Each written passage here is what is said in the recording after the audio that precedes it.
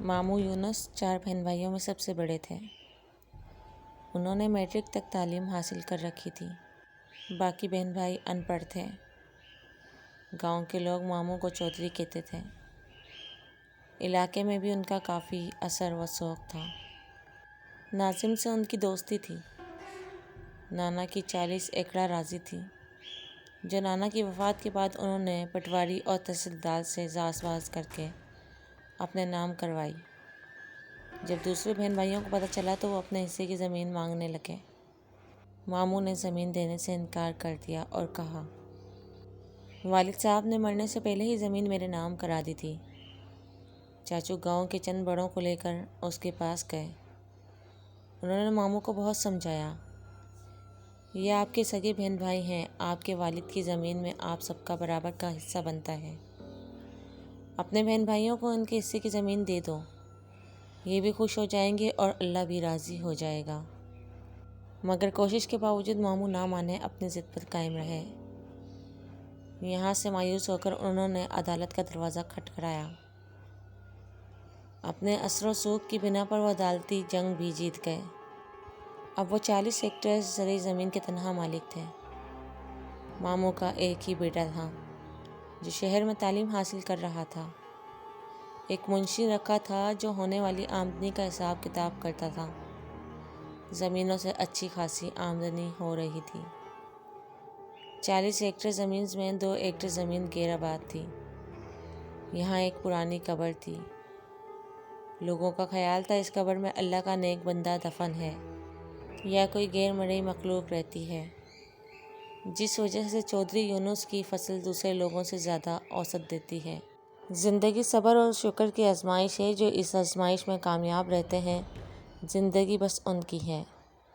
جو صبر اور شکر کی اہمیت کو نظر انداز کرنے میں وہ اس جہاں بھی اور آخرت میں بھی ناکام رہتے ہیں۔ لالچ عقل کو اپنا غلام بنا دیتی ہے۔ ماموں کو بھی زیادہ سے زیادہ کی لالچ رہتی تھی۔ اس نے کئی بار سوچا اس غیر آباد زمین کو بھی آباد کیا جائے تاکہ اسے کاشت کے قابل بنایا جا سکے۔ اس طرح آمدنی میں بھی اضافہ ہوگا۔ ایک دن اس نے اپنے منشی لیاقت کو اپنے ارادے سے آگاہ کیا۔ منشی نے کہا، ٹھیک ہے چودھری صاحب، ہم صبح کام شروع کر دیں گے۔ آیا 10 دن میں زمین ہموار ہو جائے گی۔ دوسرے دن جب قبر والی زمین کو ہموار کرنے کا کام شروع ہونے لگا تو گاؤں کے بزرگ ماموں کے پاس آئے۔ انہوں نے کہا، اس زمین کو ہموار نہ کریں، یہاں کوئی اللہ کا نیک بندہ دفن ہے یا کوئی غیر مخلوق رہتی ہے۔ ان کو تنگ نہ کرو، اللہ نے آپ کو بہت کچھ دیا ہے۔ آپ نے اگر ان کو بے گھر کیا تو یہ کام آپ کے لیے نقصان دہ ہوگا۔ انہوں نے بڑوں کا کہنا مان کر کام روک دیا۔ رات کو ایک نادیدہ قوت ماموں کے پاس آئی، جسے دیکھ کر وہ ڈر گئے۔ آپ کون ہیں اور کیا چاہتے ہیں؟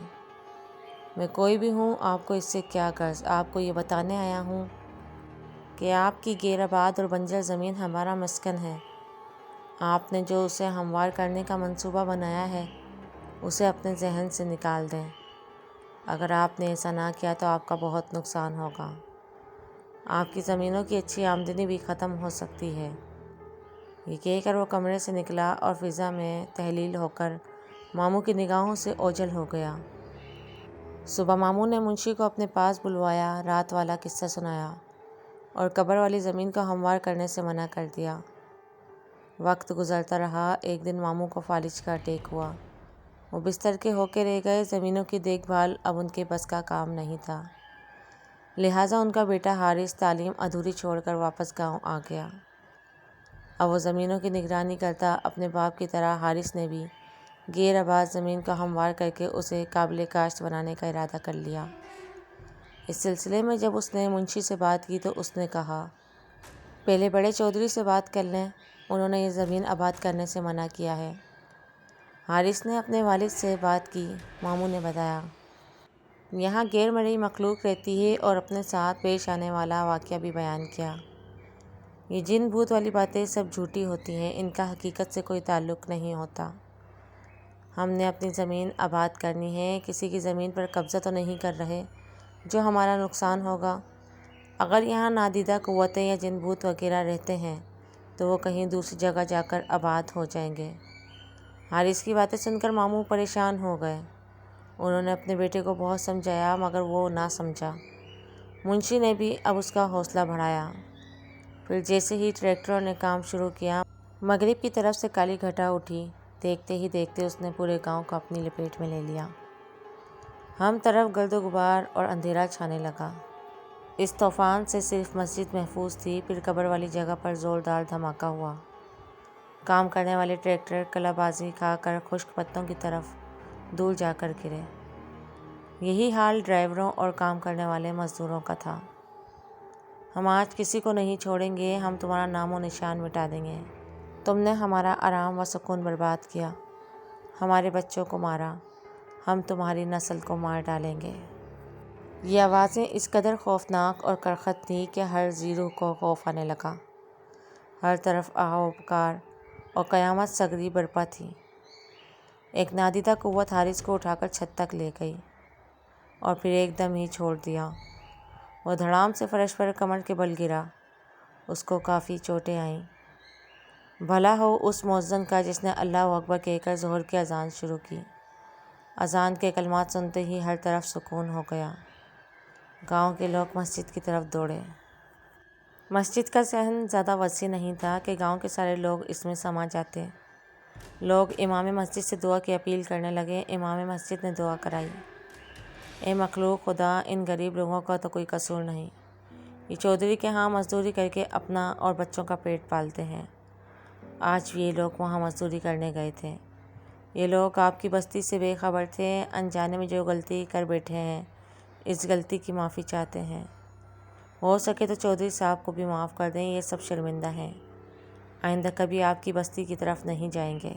پھر اچانک سفید لباس پہنے ایک بزرگ سامنے آئے۔ اے آدم کے اولاد، ہم بھی آپ کی طرح خدائے بزرگ و برتر کی پیداوار ہیں۔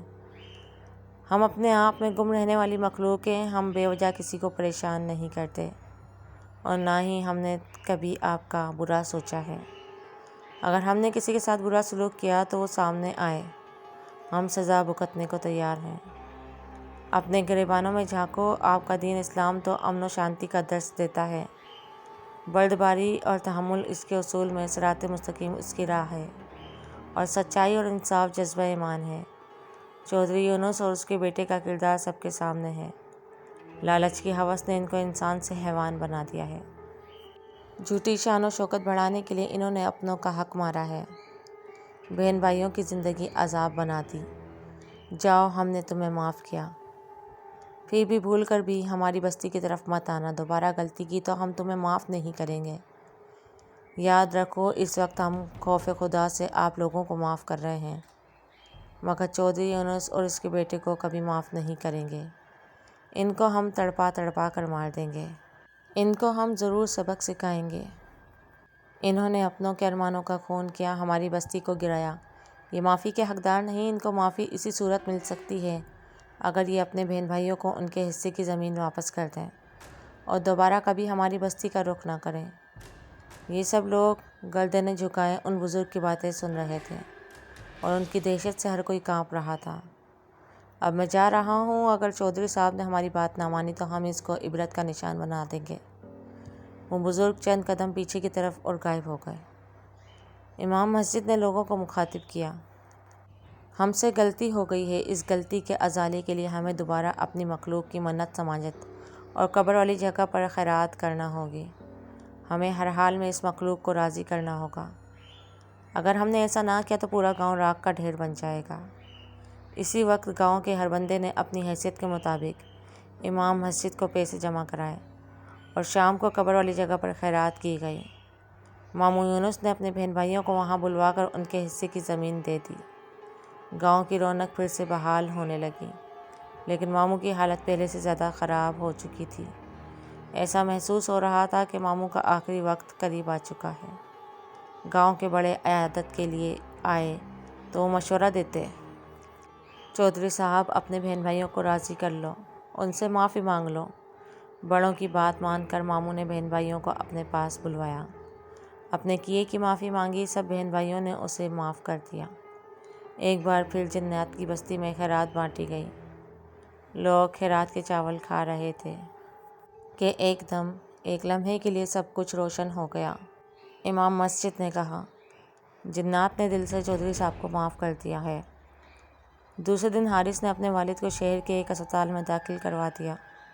اب وہ آہستہ آہستہ تندرست ہونے لگے۔ 1 ماہ اسپتال میں رہنے کے بعد وہ گھر آ گئے۔ ماموں اب مکمل طور پر صحت یاب ہو چکے تھے۔